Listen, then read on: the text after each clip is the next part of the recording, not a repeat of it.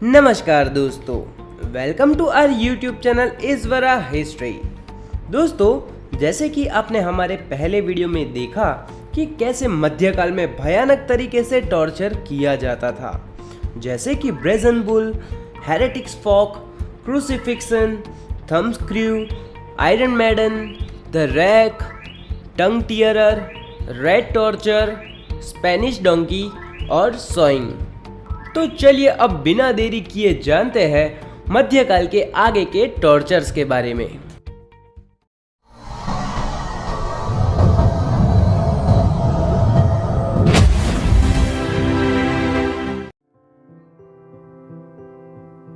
Flying. 18वीं सदी में राजा असुर नासिरपाल ने इस पद्धति का उपयोग किया था। इस पद्धति में जिंदा अपराधी के शरीर से पूरी चमड़ी निकाल दी जाती थी। ऐसा करने पे कैदी 3 से 4 दिन जिंदा रहता था और बाद में खून की कमी के कारण तड़प तड़प के मर जाता था। हम इस दर्द को सपने में भी महसूस नहीं कर सकते हैं। स्कैफिज्म। इस पद्धति में दोषी को पानी में एक लकड़ी के तख्ते पर रख के उसे दूध और शहद का मिश्रण पिलाया जाता था और उसे पानी में फेंक दिया जाता था। ऐसा इसलिए किया जाता था ताकि उस मिश्रण की वजह से वो आदमी कई दिनों तक जिंदा रह सके और उस मिश्रण के कारण उसे उल्टी होती थी और उसके पेट में कीड़े पैदा हो जाते थे। ऐसा करने से दोषी जिंदा होते हुए भी उसकी बॉडी सड़ने लगती थी और करीब 17 दिन तक ये दर्द सहन करने के बाद उसकी मौत हो जाती थी। Chinese bamboo. चाइनीज बाम्बू प्रत्येक दिन 3 से 4 फुट बढ़ते हैं। इसी बाम्बू को चाइनीज टॉर्चर के लिए यूज किया गया था। एक 4 फुट के बाम्बू को ऊपर से धारदार बनाकर उसके ऊपर दोषी को लटका दिया जाता था और बाम्बू ट्री तेजी से बढ़ने की वजह से वह बाम्बू अपराधी के शरीर के आर पार हो जाता था, जिसके कारण करीब 3 से 4 दिन ये दर्द का अनुभव करने के बाद खून की कमी के कारण वह आदमी मर जाता था। Breaking wheel. फ्रांस देश के राजा ने इस पद्धति का उपयोग किया था। इसमें अपराधी को व्हील में बांधकर उस व्हील को तब तक घुमाया जाता था जब तक आदमी की हड्डियां टूट ना जाए। और इतना ही नहीं दोस्तों, जो हड्डियां बच जाती थी उसे लोहे के बड़े से हथौड़े से तोड़ दिया जाता था और आदमी तुरंत ही मर जाता था। इम्पेलिमेंट। इस पद्धति में एक उड़न पोल को एक व्यक्ति के आर पार घुसाकर इसको खड़ा किया जाता था। बाद में अर्थ के ग्रेविटेशनल फोर्स के कारण वह व्यक्ति अपने आप ही खिसकता था और बाद में पोल उस व्यक्ति के मुंह से बाहर आ जाता था।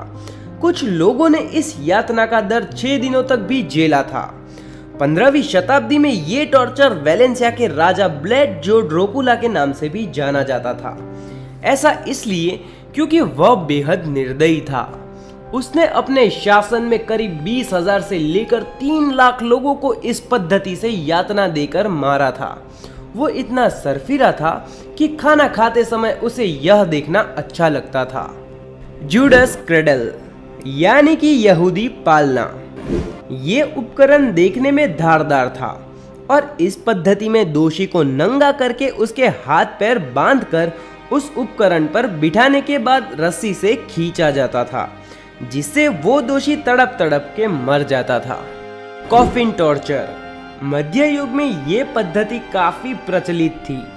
पीड़ित को एक पिंजरे में बंद कर दिया जाता था ताकि वह अपनी जगह से हिल न सके और पिंजरे को किसी पेड़ के ऊपर लटका दिया जाता था और जंगली जानवरों का निवाला बनने के लिए छोड़ दिया जाता था। द पियर ऑफ एंग्विश यानी कि घातक हथियार। ये खतरनाक औजार का इस्तेमाल झूठ बोलने वाले व्यक्ति और गर्भपात कराने वाली महिलाओं के ऊपर किया जाता था। इस हथियार को झूठ बोलने वाले के मुंह में और स्त्रियों के गर्भ में रखकर उस औजार की छाप को तब तक घुमाया जाता था जब तक अपराधियों के शरीर के चिथड़े ना हो जाए और पीड़ित व्यक्ति तुरंत ही मर जाता था। The head crusher. इस पद्धति में दोषी का सिर लोहे की गोल आकार की वस्तु में डालने के बाद लीवर को धीरे धीरे घुमाया जाता था। जैसे जैसे लीवर घुमाया जाता वैसे ही सिर के आजू बाजू के सलिए पास आते जाते और दोषी का सिर एक ही झटके में धमाके की आवाज के साथ फट जाता और पीड़ित व्यक्ति तुरंत ही मर जाता था। द नी स्प्लिटर, ये उपकरण काफी डरावना था, जिसमें धारदार लोहे के कांटे ऊपर और नीचे बनाए गए थे, जिसमें अपराधी के हाथ और पैरों के जोड़ों को डाल के दर्द पहुंचाया जाता था। लेकिन इस पद्धति से आदमी मरता नहीं था, बल्कि उसकी असहनीय पीड़ा से वह मरना पसंद करता था। तो ये थी मध्यकाल की कुछ इस प्रकार की सजाएं। हम खुशकिस्मत है कि हम उस युग का हिस्सा नहीं रहे और हम आधुनिक युग में हैं। तो दोस्तों, ये वीडियो देखने के बाद क्या आप कोई भी गलती या अपराध करना चाहोगे?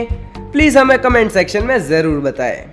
तो ये थी कुछ बातें मध्यकाल में होने वाले भयानक टॉर्चर के बारे में। तो आज के लिए इस वीडियो में बस इतना ही। दोस्तों, यहाँ हम आपके लिए ऐसे ही जानकारी से भरी वीडियोस लाते रहते हैं। तो इस वीडियो को फटाफट से लाइक करें और हमारी YouTube चैनल को सब्सक्राइब करें और बेल आइकन को ऑन करना ना भूलें। आपको हमारा ये वीडियो कैसा लगा, ये हमें कमेंट सेक्शन में ज़रूर बताएं। हमें इंतज़ार रहेगा आपके फीडबैक का। Thank you.